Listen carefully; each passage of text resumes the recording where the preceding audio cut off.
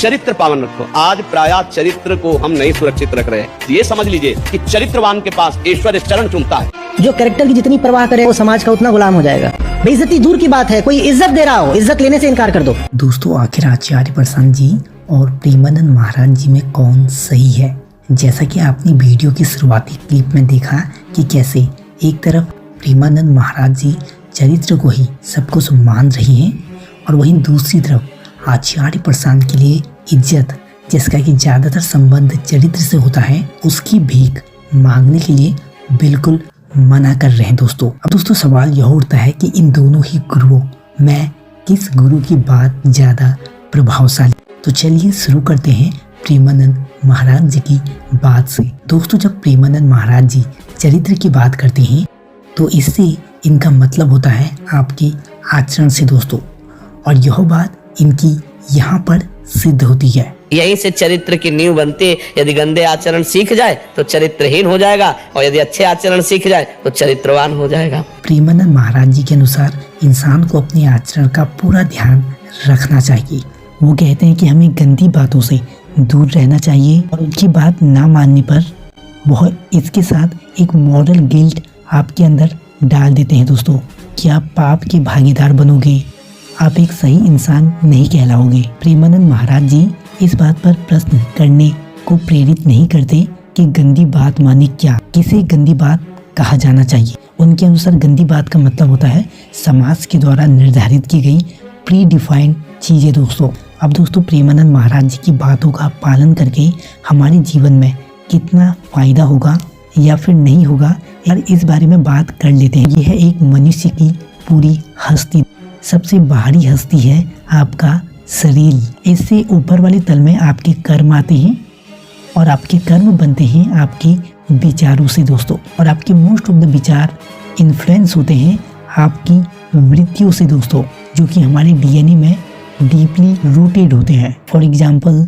कोई महिला गुजरती है तो आपको आकर्षण पैदा होता है दोस्तों, और यह जो आकर्षण है यह एक वृत्ति है। वृत्ति आपके अंदर यह विचार लाती है कि आप उस महिला के पास जाओ। जब आपके पास यह विचार आता है तो आप कर्म करते हो और शरीर की मदद से उस महिला के पास जाते हो। तो कुछ ऐसी ये चीजें काम करती है। यहाँ पर प्रेमानंद महाराज जी आचरण की जो बात कर रही है उसकी जगह हमारी हस्ती में कहाँ पर है? तो दोस्तों, आचरण का स्थान आता है शरीर और कर्मों के बीच में। और अब आचरण को कर्मों से कंफ्यूज मत करिएगा, क्योंकि कर्म का मतलब होता है जब किसी इंटेंशन के साथ हम कोई काम करते हैं दोस्तों, उसे कर्म कहा जाता है। फॉर एग्जाम्पल, ऑफिस में आप काम करते हैं वो आपका कर्म है, लेकिन ऑफिस में जो आप ग्रीटिंग करते हैं, जिस सभ्य तरीके से आप रहते हैं, हेलो हाय बोलते हैं, वो आपका आचरण है दोस्तों। कुल मिला के कर्मों का संबंध आपके काम से है, बल्कि आचरण का संबंध वहाँ के लोगों के साथ अच्छे से पेश आने से। अब दोस्तों, आप खुद ही देख लीजिए कि प्रेमानंद महाराज जी जिस आचरण पर इतना ज्यादा जोर देते हैं उसका स्थान आपकी हस्ती में कितना बाहरी है दोस्तों, कितना ज्यादा सुपरफिशियल है। मतलब ना तो वो कर्मों को देखने की बात करते हैं, ना ही विचारों को जानने और समझने की बात करते हैं कि यह विचार कहाँ से आ रही है। और वृत्तियों के बारे में बात करना तो बहुत दूर की बात है दोस्तों। दोस्तों, हमारे मन में मोस्ट ऑफ द विचार, जैसा कि मैंने कहा कि वृत्तियों से आते हैं, अगर आप उनको ही इग्नोर कर दोगे और सिर्फ ध्यान दोगे आचरण पे, तो यह बहुत ज़्यादा खतरनाक बात हो जाती है दोस्तों। यह एक किस्म की दमन की बात हो जाती है। मतलब कि अगर कोई जवान आदमी है तो यह तो ऑब्वियस बात है कि विपरीत लिंगी के प्रति उसको आकर्षण पैदा होगा ही होगा। और अगर आपसे कह दिया जाए कि स्त्री को देखना बुरी बात होती है, यह अच्छा आचरण नहीं होता, तो अब आप क्या करोगे?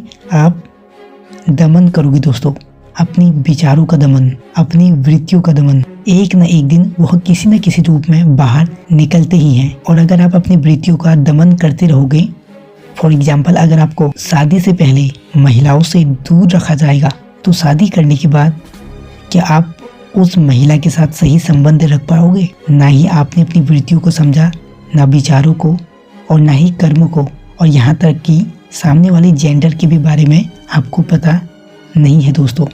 तो दोस्तों, यहीं पर ही प्रॉब्लम हो जाती है। इसलिए आचार्य प्रशांत आचरण के एकदम अगेंस्ट है दोस्तों, क्योंकि आचरण का संबंध आपकी सुपरफिशियल आपकी पहचान के आउटर लेयर से।